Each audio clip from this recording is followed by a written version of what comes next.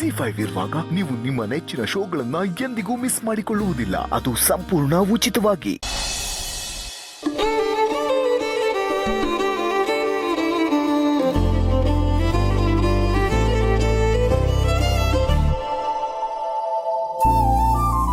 ಅಡುಗೆ ನಾನು ತಾನೇ ಮಾಡಿರೋದು, ನಾನೇ ಬಡಿಸ್ಬೇಕು. ನೀವು ಕೂತ್ಕೊಳ್ಳಿ. ಒಳ್ಳೆ ಹುಡುಗ, ಇಷ್ಟಪಟ್ಟಿದ್ದು ತಿನ್ಬೇಕು ಅಂತ ಆಸೆ ಪಡ್ತಾನೆ. ಅದೇ ಥರ ಮನೆಯವ್ರಿಗೆಲ್ಲ ರುಚಿಯಾಗಿ ಮಾಡಿ ಹಾಕಬೇಕು ಅನ್ನೋ ಬುದ್ಧಿ ಅವನಿಗೆ. ಟ್ರಿಪ್ ಮುಗಿಸ್ಕೊಂಡು ಬರ್ತಾ ಇದ್ದಾನೆ. ಹೊರಗಡೆ ಊಟ ಸರಿ ಹೋಗಿರಲ್ಲ. ಬರ್ತಿದ್ದಂಗೆ ಹಶು ಅಂತಾನೆ. ರುಚಿಯಾಗಿ ಮನೆ ಊಟ ಮಾಡಿದ್ರೆ ಸಮಾಧಾನ ಅವನಿಗೆ.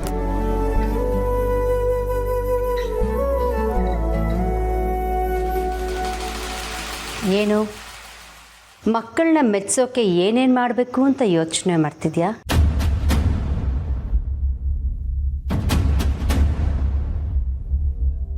ಎಲ್ಲರೂ ನಿನ್ನ ಹಾಗಿರಲ್ಲ. ಪ್ರೀತಿಗೂ ನಂಬಿಕೆ ದ್ರೋಹಕ್ಕೂ ತುಂಬ ವ್ಯತ್ಯಾಸ ಇದೆ. ಮಕ್ಕಳನ್ನ ಮೆಚ್ಚಿಸ್ಬೇಕು ಅಂದ್ಕೊಂಡಿದ್ದು, ಅವ್ರ ಪ್ರೀತಿನ ನಂಬಿಕೆನ ಗಳಿಸ್ಬೇಕು ಅಂದ್ಕೊಂಡಿದ್ದು, ಅವ್ರ ನಂಬಿಕೆ ದ್ರೋಹ ಮಾಡೋಕ್ಕೆ. ಅದರ ಅವಶ್ಯಕತೆ ನನಗಿಲ್ಲ. ನಾನು ಏನೇ ಮಾಡಿದ್ರೂ ಅದೆಲ್ಲ ಮಕ್ಕಳ ಸಂತೋಷಕ್ಕೋಸ್ಕರನೇ ಆಗಿರುತ್ತೆ. ಮಕ್ಕಳ ಖುಷಿಗೋಸ್ಕರ, ಈ ಮನೆ ನೆಮ್ಮದಿಗೋಸ್ಕರ ನಾನು ಏನು ಬೇಕಾದರೂ ಮಾಡ್ತೀನಿ. ಒಲೆ ಹಚ್ಚಿ ಅಡುಗೆನೂ ಮಾಡ್ತೀನಿ, ಹತ್ಕೊಂಡು ಉರಿತಾ ಇರೋ ಬೆಂಕಿ ಎದುರಿಗೆ ನಿಂತ್ಕೊಂಡು ಅದನ್ನು ತಣ್ಣಗೂ ಮಾಡ್ತೀನಿ. ತುಂಬ ಮಾತಾಡ್ತಿದ್ಯಾ. ಯಾವಾಗಲೂ ಅಡುಗೆ ಮನೇಲಿ ದೇವ್ರ ಮನೇಲಿ ಇರ್ತಾ ಇದ್ದಿದ್ದು ನಿನಗೆ ಇಷ್ಟೊಂದು ಧೈರ್ಯ ಎಲ್ಲಿಂದ ಬಂತು? ಸತ್ಯದ ದಾರಿಲಿ ನಡೆಯೋರ್ಗೆ ಧೈರ್ಯ ತಾನಾಗೆ ಬರುತ್ತೆ. ನಿನ್ನ ಹಾಗೆ ಮೋಸದ ದಾರಿಲಿ ನಡೆಯೋರ್ಗೆ ಭಯ ಬೆನ್ನ ಹಿಂದೆನೇ ಇರುತ್ತೆ. ಆ ಭಯನ ತೋರಿಸ್ಕೊಳಕ್ಕಾಗದೆ ಈ ರೀತಿ ಎಲ್ಲ ಮಾತಿನ ಮುಖವಾಡ ಹಾಕಿ ಮುಚ್ಚಿಟ್ಕೋತಾ ಇದೆಯಾ? ಭಯನ ನನಗ? ಈ ಮನೇಲಿ ನಾನು ಭಯ ಪಡೋ ಅವಶ್ಯಕತೆ ಇಲ್ಲ. ಇವತ್ತೇನೋ ಮಕ್ಕಳು ನಿನ್ನ ಪರವಾಗಿರ್ಬೋದು, ಆದರೆ ಅವ್ರಿಗೆ ನನ್ನ ಮೇಲಿರೋ ನಂಬಿಕೆ ಯಾವತ್ತೂ ಕಮ್ಮಿ ಆಗಲ್ಲ. ನೀನೇ ನೋಡಿದ್ಯಲ್ಲ, ವಿಷ ಕೊಟ್ಟರು ಅಮೃತ ಅಂದ್ಕೊಂಡೇ ತಿಂತಾರೆ.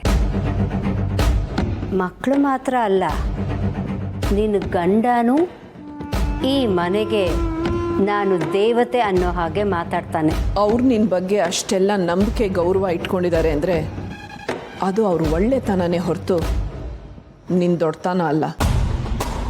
ಈ ಮನೆಗೆ ದೇವತೆ ಆಗಿದ್ದವ್ರನ್ನ ಕೊಂದು ತಂದೆ ಮಕ್ಕಳ ಮಧ್ಯ ಮನಸ್ತಾಪ ಹುಟ್ಟಾಕಿ ಅದನ್ನೇ ದೊಡ್ಡ ಸಾಧನೆ ಅನ್ನೋ ಥರ ಹೇಳ್ಕೊತಾ ಇದೆಯಲ್ಲ. ಕೊಲ್ಲೋದನ್ನಾಗಲಿ ಕೆಟ್ಟದ್ದನ್ನಾಗಲಿ ಅದನ್ನು ಸಾಧನೆ ಅನ್ನೋ ಹಾಗೆ ಹೇಳ್ಕೊಳ್ಳೋರು ರಾಕ್ಷಸರೇ ಹೊರತು ಮನುಷ್ಯರಲ್ಲ. ಹೌದು, ನಾನು ರಾಕ್ಷಸಿನೇ. ಈ ಮನೇನ ಸರ್ವನಾಶ ಮಾಡೋಕ್ಕೆ ಅಂತಾನೆ ಪಣ ತೊಟ್ಟಿರೋ ರಾಕ್ಷಸಿ. ಎಂಥ ರಾಕ್ಷಸರೇ ಆಗಿದ್ರು ಅವ್ರ ಅಂತ್ಯ ಎಷ್ಟು ಕೆಟ್ಟದಾಗಿರುತ್ತೆ ಅಂತ ನಿನಗೂ ಗೊತ್ತಲ್ವಾ? ಕಷ್ಟಪಟ್ಟು ತಪಸ್ ಮಾಡಿ ವರ ಪಡ್ಕೊಂಡು ಅದನ್ನು ಕೆಟ್ಟ ಕೆಲಸಕ್ಕೆ ಉಪಯೋಗಿಸಿ ಅವ್ರ ಅಂತ್ಯನ ಅವರೇ ಕಂಡ್ಕೋತಾರೆ ರಾಕ್ಷಸರು. ನೀನು ಹಾಗೇನೆ ಕಷ್ಟಪಟ್ಟು ಮನೆಯವ್ರ ನಂಬಿಕೆನೆಲ್ಲ ಗಳಿಸ್ಕೊಂಡು ಅದನ್ನು ಕೆಟ್ಟ ಉದ್ದೇಶಕ್ಕೆ ಉಪಯೋಗಿಸ್ಕೋತಾ ಇದೆಯಾ? ನಿನ್ನಂತ್ಯನೂ ದೂರ ಇಲ್ಲ.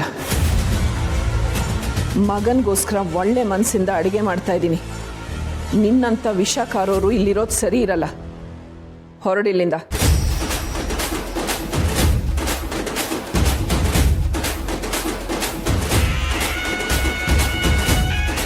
ಮಗನಿಗೋಸ್ಕರ ಅಡುಗೆ ಮಾಡ್ತಿದ್ಯಾ? ನೀನು ಮಾಡಿರೋ ಈ ಅಡುಗೆನ ಅಭಿ ತಿಂದೇ ಇರೋ ಹಾಗೆ ನಾನು ಮಾಡ್ತೀನಿ, ನೋಡ್ತಿರು.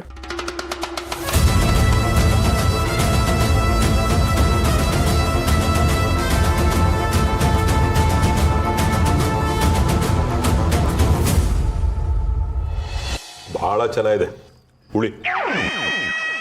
ಸ್ವಲ್ಪ ಉಪ್ಪು ಕಮ್ಮಿ.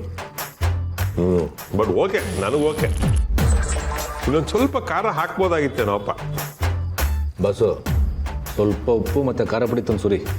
ಸಮರ್ಥ ಈಗ ಹಾಕೊಂಡ್ರೆ ಏನು ಚೆನ್ನಾಗಿರುತ್ತೆ. ಹುಳಿ ಮಾಡೋವಾಗ್ಲೇ ಒಲೆ ಮೇಲಿರೋವಾಗ್ಲೇ ಉಪ್ಪು ಖಾರ ಎಲ್ಲ ಹಾಕಿ ಚೆನ್ನಾಗಿ ಕುದಿಸಿದ್ರೆ ಘಾಟ್ ಇರಲ್ಲ. ಆದ್ರೂ ಈ ಆಲೂಗಡ್ಡೆ ಈರುಳ್ಳಿ ಹುಳಿಗೆ ಅಕ್ಕಿ ಹಪ್ಪಳ ಅರಳು ಸಂಡಿಗೆ ಇದ್ದಿದ್ರಂತೂ ಬಹಳ ಚೆನ್ನಾಗಿರೋದು.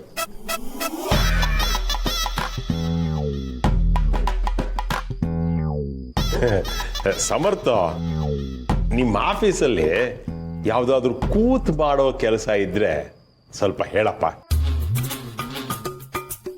ನಿಮ್ಮ ಅಭಿ ಅವ್ರಿಗೆ ಒಂಚೂರು ನನ್ನ ಬಗ್ಗೆ ರೆಕಮೆಂಡ್ ಮಾಡಿ ಒಂದು ಕೆಲಸ ಕೊಡಿಸ್ಬಿಡು. ಏನು ನಮ್ಮ ಆಫೀಸಲ್ಲಿ ನಿಮಗೆ ಕೆಲಸನ?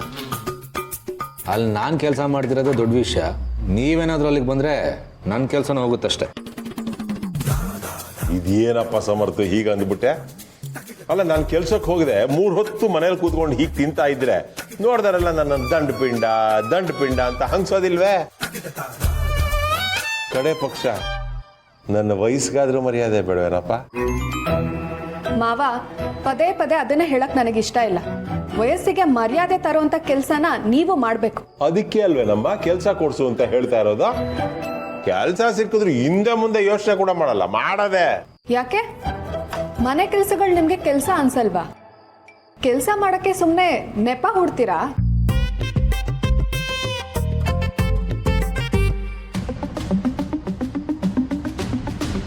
ಬಸ್ಸು, ಏನು ಯೋಚನೆ ಮಾಡ್ತಿದ್ಯಾ?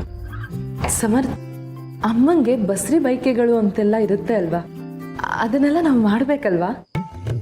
ಹೌದಲ್ಲ, ನನಗಿದೆಲ್ಲ ಹೊಳಿಲೇ ಇಲ್ಲ. ಸರಿ, ನೀ ಅದ್ರ ಬಗ್ಗೆ ಪ್ಲಾನ್ ಮಾಡು, ಗ್ರ್ಯಾಂಡಾಗಿ ಮಾಡೋಣ. ಹೌದು ಸಿರಿ, ಅಮ್ಮನ ಬೈಕೆ ಏನೇನಿದೆಯೋ ಅದನ್ನೆಲ್ಲ ಈಡೇರಿಸ್ಬೇಕು. ಅಮ್ಮ ಖುಷಿಯಾಗಿರೋ ಥರ ನಾವು ನೋಡ್ಕೊಳ್ಬೇಕು. ಹಾಗಿದ್ರೆ ಮೊದಲು ಅಮ್ಮನ ಹತ್ರ ಮಾತಾಡೋಣ, ಆಮೇಲೆ ಮುಂದಿನ ಪ್ರೋಗ್ರಾಮ್ ಬಗ್ಗೆ ಯೋಚನೆ ಮಾಡೋಣ. ನಾ ಚಿಕ್ಕವಳಿರ್ಬೇಕಾದ್ರೆ ಅಮ್ಮ ನನಗೆ ಕೈ ತುಂಬ ಗಾಜಿನ ಬಳೆ ಹಾಕ್ತಿದ್ಲು, ಅಲಂಕಾರ ಮಾಡ್ತಿದ್ಲು. ಈ ಫಂಕ್ಷನಲ್ಲಿ ಅಮ್ಮಂಗೆ ನಾನು ಅದೇ ಥರ ಅಲಂಕಾರ ಮಾಡಬೇಕು ಅಂತ ಆಸೆ. ಆಯ್ತು, ಅಮ್ಮ ಏನು ಹೇಳ್ತಾಳೋ ಹಾಗೆ ಮಾಡೋಣ.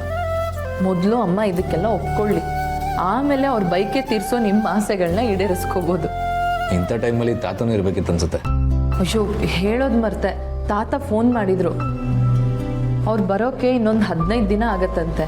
ಆರಾಮಾಗಿದ್ದಾರಂತೆ. ನಮ್ಮೆಲ್ರ ಬಗ್ಗೆನೂ ವಿಚಾರಿಸಿದ್ರು. ತಾತ ಅಮ್ಮನ ಬಗ್ಗೆ ಏನಾದರೂ ಕೇಳಿದ್ರ?